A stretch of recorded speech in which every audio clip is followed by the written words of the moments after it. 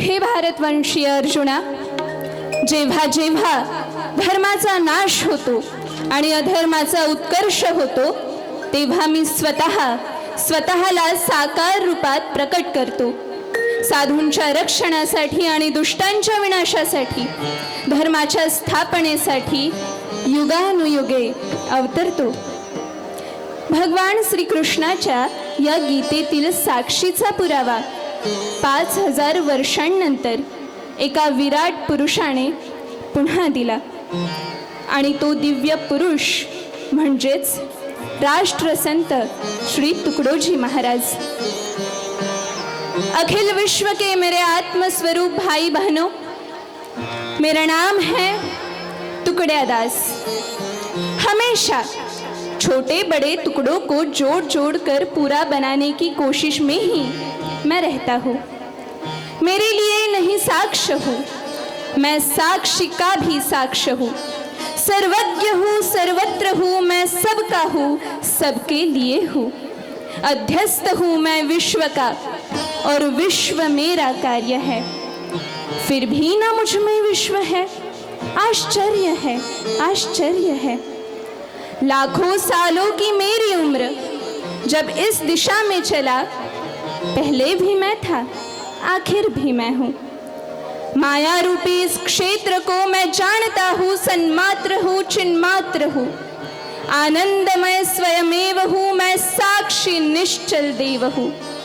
मित्रों, मेरा परिचय बस यही है. राष्ट्रसंत तुकडोजी महाराज म्हणजे मानवतेचे मूर्तिमंत रूप. हे योगेश्वर कोणत्याही धर्म, पंथ, पक्ष, संप्रदायाच्या चौकटीत अडकले नाहीत.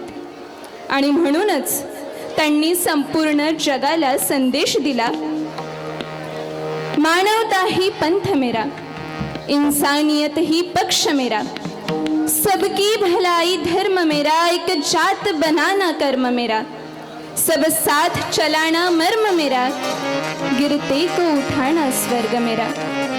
राष्ट्रसंत हे करुणेचा महासागर होते. त्या अंतःकरणातील तळमळीतूनच त्यांचे लेखन, त्यांचे काव्य साकार झाले. त्यांनी सांगितलं, मैं कवि नहीं, करुणा हूँ.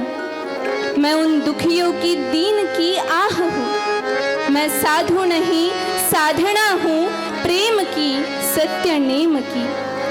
ना शांति है मुझ में, हूँ मैं पिछड़े जनों की भावना. इंसान बनने जो चले, उनकी हूँ शुभ कामना. माणसाने माणसासाठी माणूस म्हणून जगावं, हीच त्यांची सद्भावना होती. मंडळी, ज्या ज्या वेळी धर्माचा ऱ्हास होतो आणि अधर्म वाढतो, अशा वेळी परमात्मा विशेष रूपाने प्रगट होऊन सज्जनांचे संरक्षण करतो आणि दुष्कृत्यांचा नाश करतो. त्या उद्देशानेच अनेक वेळा परमेश्वर अवतार घेत असतो. मात्र अवताराला जन्म देणारे जन्मदातेही त्याच योग्यतेचे असावे लागते. म्हणूनच म्हणतात ना, खाण तशी माती, मोती सर्वत्र थोडे मिळतात. शैले शैलेन माणिक्यम मौक्तिकम न गजे गजे, साधवो नाही सर्वत्र चंदनम न वने वने. सर्वच पर्वतांमध्ये रत्न मिळतात असे नाही, सर्वच हत्तींच्या गंडस्थळात मोती मिळतात असेही नाही, सर्वच जंगलात चंदनाचे वृक्ष सापडतात असेही नाही. त्याचप्रमाणे दिव्य शक्तीचे सत्पुरुष सर्वत्र मिळतात असे नाही.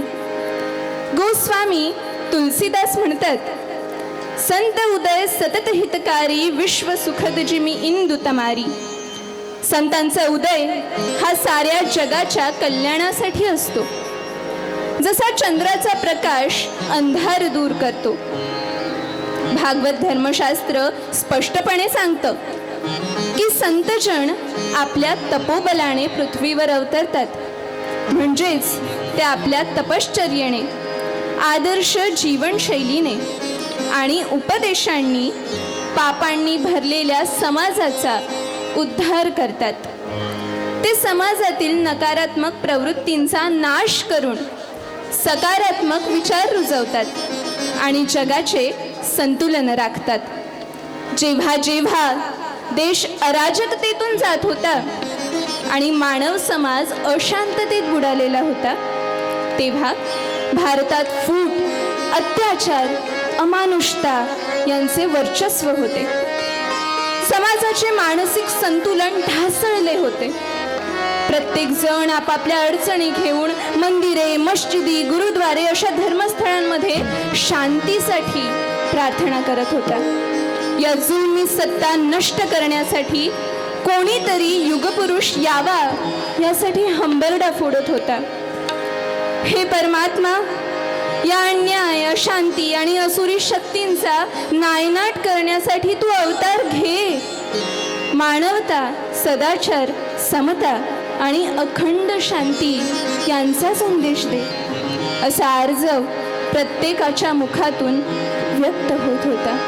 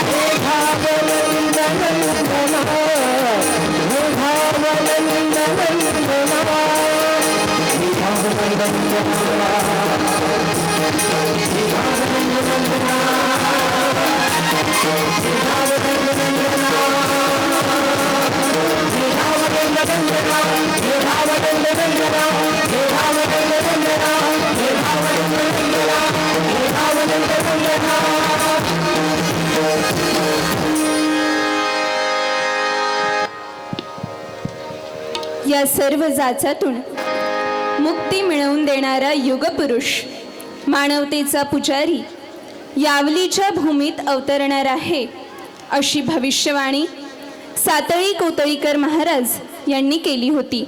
ते आपल्या आत्ममग्न स्थितीतून यावलीच्या जनतेला सूचित करत होते. मैं सातड़ी कोतड़कर बोल रहा हूँ प्यारे ग्रामवासियों। मैंने आपकी आरज़ू भरी पुकार सुनी। मैं आपसे अनुरोध करता हूँ, आपकी पुकार भगवान ने सुन ली है। कुछ ही दिनों में इस ग्राम में एक बड़ा तारणहार भारत माता को गुलामी जंजीर से मुक्त करने हेतु अवतीर्ण होने वाला है। इस भूमि पर यह मेरी आपसे ग्वाही है। बस अब समय आने वाला है, अब कुछ ही पल बाकी है उसके प्रकट होने को, उसके प्रकट होने को। मंडळी, वैदर्भीय अमरावती तालुक्यातील यावली हे गाव अगदी 500 उंबरठ्यांचं